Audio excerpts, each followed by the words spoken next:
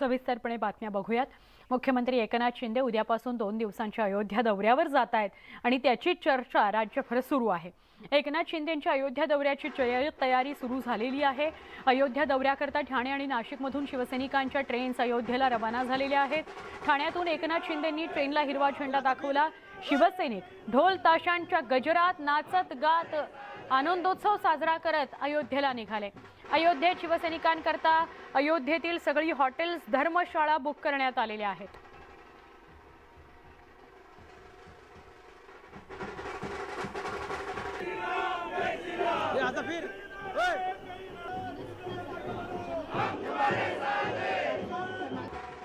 आता दौऱ्याची धास्ती घेतली किंवा नाही मी हे म्हणणार नाही, परंतु मी सगळ्यांना कामाला लावलेलं आहे, ही वस्तुस्थिती आहे। सगळे आता घरात बसायचे ते रस्त्यावर येऊ लागलेत, फिरू लागलेत, ही चांगली बाब आहे।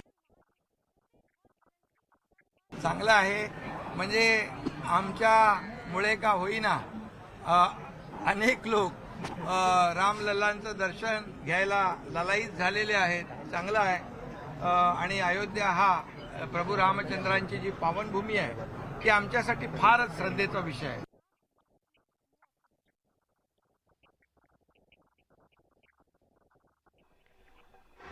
ही 3 दृश्य एका वेळेला आम्ही तुम्हाला दाखवतोय। ठाण्यातून आणि नाशिकमधून अयोध्येला शिवसैनिक रवाना झालेले आहेत। ट्रेन्स पूर्णपणे भरून शिवसैनिकांसह अयोध्येला निघालेले आहेत।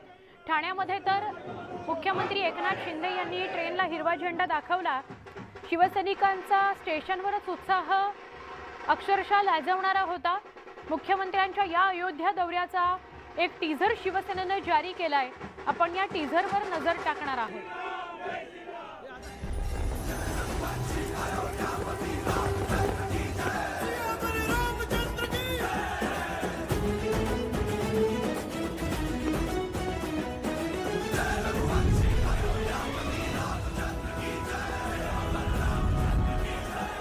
चलो अयोध्या। शिवसेना मुख्य नेते आणि महाराष्ट्र राज्याचे मुख्यमंत्री नामदार श्री एकनाथजी शिंदे साहेबांच्या प्रमुख उपस्थितीत रविवार दिनांक 9 एप्रिल 2023 रोजी। चांगलं काम करत असताना श्रीरामाचे आशीर्वाद मिळाले पाहिजेत, कारण रामराज्य ही सर्वोच्च कन्सेप्ट आहे ॲडमिनिस्ट्रेशनमधली। राज्य किती चांगलं असावं त्याला रामराज्य म्हटलं जातं आणि जर महाराष्ट्राचं रामराज्य व्हायचं असेल तर आपल्याला अयोध्येच्या मंदिरात जाऊन रामाचे आशीर्वाद तर घेतलेच पाहिजे। प्रदेश भवन मुंबईत बांधलेलं आहे, तसंच महाराष्ट्र भवन अयोध्येमध्ये व्हावं की जेणेकरून रामाच्या आशीर्वाद घेण्यासाठी जे मराठी बांधव अयोध्येला जातील त्यांच्या राहण्याची सोय होईल, एवढं ते उत्कृष्ट भवन हे बांधण्याची आदरणीय मुख्यमंत्री महोदयांची मनीषा आहे। हो, उद्या अयोध्या दौरा आहे मुख्यमंत्र्यांचा, आपण जाणार आहात काय नाही? नाही, मी अजून माझं काही पक्क नाही, पण मी जाण्याच्या विचारात आहेत, कारण की तब्येत बरी नसल्यामुळे, पण गेलो तर निश्चितपणाने जाईल। नाही, अयोध्येला काय, अयोध्येला राम मंदिर आहे, आमचं आराध्य दैवत प्रभू रामचंद्र आहे आणि त्यासाठी आम्ही दर्शनासाठी जाणार आहोत। परवा आमचा कॅबिनेट झाल्यानंतर विषय झाला तर त्यांनी मला म्हटलं की नाही तुम्ही चला, आणि म्हणून उद्या दिवसभर नाशिकला कार्यक्रम आहेत, ते आटपून मी रात्री अयोध्येला रवाना नाशिकहूनच होणार आहे, त्यामुळे मी त्या ठिकाणी दर्शनासाठी जाणार आहे। अयोध्येमध्ये मुख्यमंत्री एकनाथ शिंदेंच्या समर्थनार्थ वेगवेगळ्या ठिकाणी पोस्टर्स लावण्यात आले आहेत। 9 एप्रिलला मुख्यमंत्री शिंदे आपल्या आमदार आणि खासदारांसोबत अयोध्येचा दौरा करतायत। याच पार्श्वभूमीवर अयोध्येत बॅनरबाजी करण्यात येते। संपूर्ण अयोध्येच्या रस्त्यावर ठिकठिकाणी पोस्टर्स लावण्यात आलेत, तर लखनौ विमानतळावरही मुख्यमंत्र्यांच्या स्वागताचे बॅनर्स लावण्यात आलेले आहेत।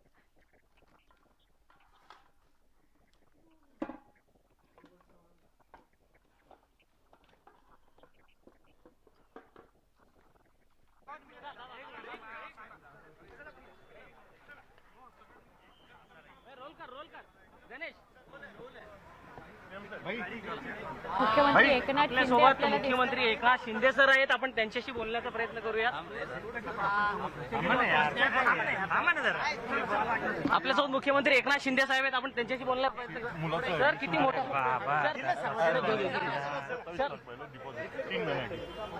सर किती मोठ्या प्रमाणात शिवसैनिक आहेत, आपला दौरा कसा असणार आहे? सर, आपला दौरा कसा असणार आहे, काय नियोजन आहे? मी उद्या जाणार आहे आणि परवा दर्शन होईल आज आपण पाहिलं की ट्रेनमध्ये हजारो शिवसैनिक रामभक्त रवाना झालेले आहेत.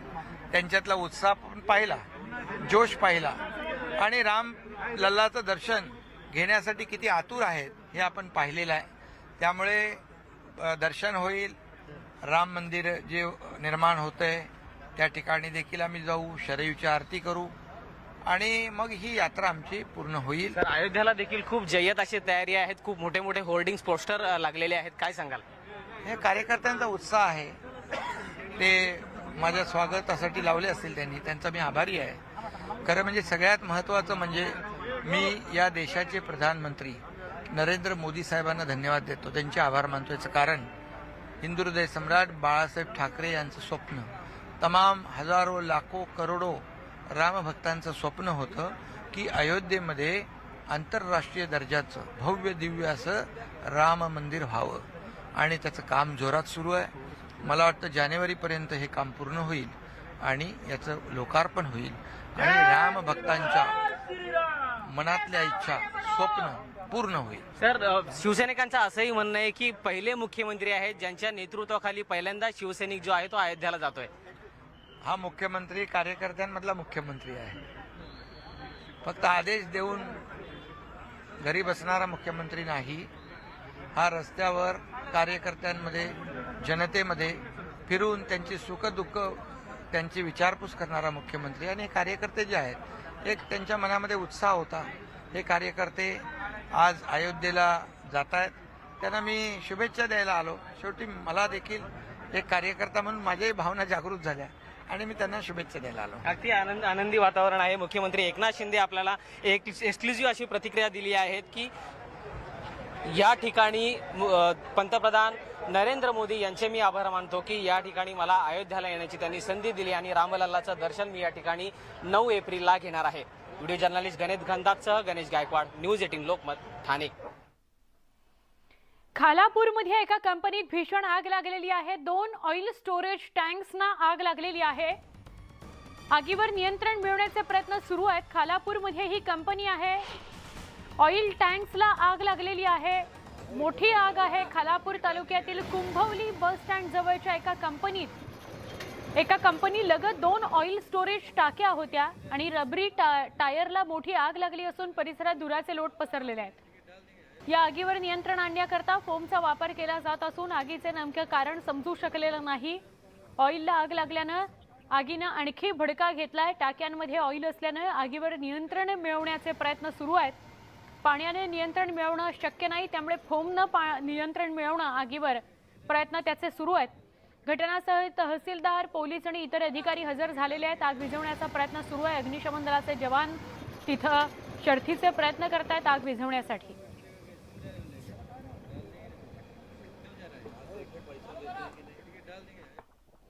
उद्धव ठाकरे हे अहंकारी नेते आहेत आणि त्यांच्या अहंकारामुळेच त्यांचा पक्ष संपला असा खळबळजनक आरोप केलाय प्रवीण दरेकर यांनी. भाजपचे नेते प्रवीण दरेकर यांनी उद्धव ठाकरेंवर निशाणा साधला. उद्धव ठाकरे अहंकारी नेते असून त्यांच्या अहंकारामुळेच पक्ष संपला असा आरोप दरेकर यांनी केलाय. उद्धव ठाकरे देवेंद्र फडणवीसांची माफी मागणार का असा सवाल त्यांनी केलाय.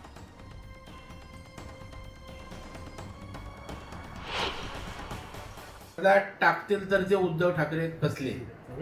देवेंद्रजी अत्यंत संयमी, सहनशील असे नेते आहेत. दादांच्या आव्हानाला प्रतिसाद दिला तर त्या ठिकाणी आम्हाला काय अडचण आहे, परंतु उद्धव ठाकरे अहंकारानं ओतप्रोत असे भरलेले नेते आहेत आणि त्याच्यामुळे अहंकार आणि युगोमुळे पक्षाची वाट लागली. संपूर्ण पक्ष लयाला गेला जातोय, चिन्ह घालवून बसले.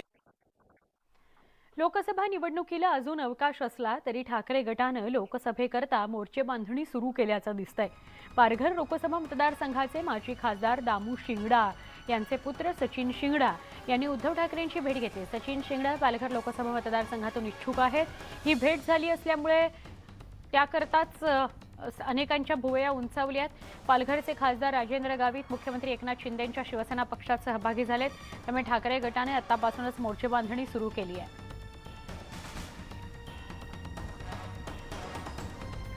भाजपचे राज्य कार्यकारिणी सदस्य शिवाजी पाटलांचा एका कार्यक्रमातला व्हिडिओ चांगलाच व्हायरल होतोय। या कार्यक्रमात त्यांनी कार्यक्रमाच्या सुरुवातीलाच भाषण करताना महात्मा फुले ऐवजी निळू फुले यांचं नाव घेतलं। दरम्यान त्यांच्या या भाषणाचा व्हिडिओ व्हायरल होतोय। चंदगड तालुक्यातील वाळकुटी केरवडे या गावात जलजीवन कामाच्या उद्घाटनाप्रसंगी ते बोलत होते। यावेळी महापुरुषांचं नाव घेताना त्यांच्याकडून निळू फुलेंचा उल्लेख झाला। प्रथम नागरिक कुशलताई सन्माननीय सर्व सरपंच सर्व पोलीस आपलं महाराष्ट्र आराध्य दैवत छत्रपती शिवाजी महाराज त्यांना मानाचा मुजरा करून तसेच शाहू निळू फुले आंबेडकर यांना मानमुजरा करून सन्माननीय व्यासपीठ आमचे सगळ्यांचे नेते आमचे पक्षाचे वरिष्ठ माझे मार्गदर्शक आमचं दैवत भरमण्णा पाटील साहेब आपल्या वक्तव्यांनी कायम चर्चेत असलेल्या कालीचरण महाराजांना शिर्डी साईबाबांचं दर्शन घेतलं। साईबाबा हे परमेश्वराचं रूप असल्याचं कालीचरण महाराजांनाच म्हटलंय। तर काही दिवसांपूर्वी धीरेंद्र शास्त्री यांनी साईबाबा हे देव नसल्याचं विधान केलं होतं। यावरून कालीचरण महाराजांनी धीरेंद्र शास्त्रींवरही टीका केली आहे।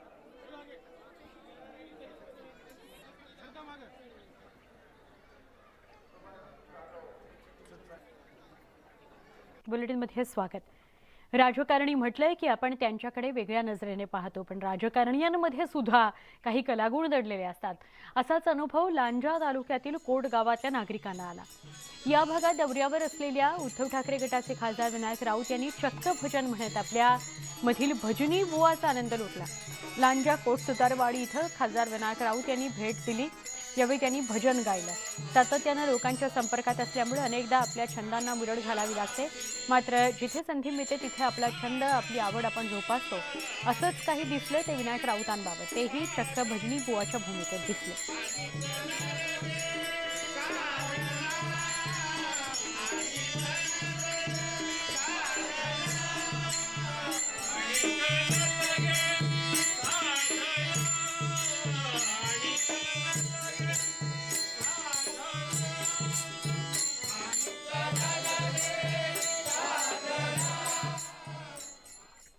यासह बुलेटिनमध्ये इथेच थांबतोय। काही क्षणात पुन्हा भेटूया। पहा फक्त न्यूज 18 लोक।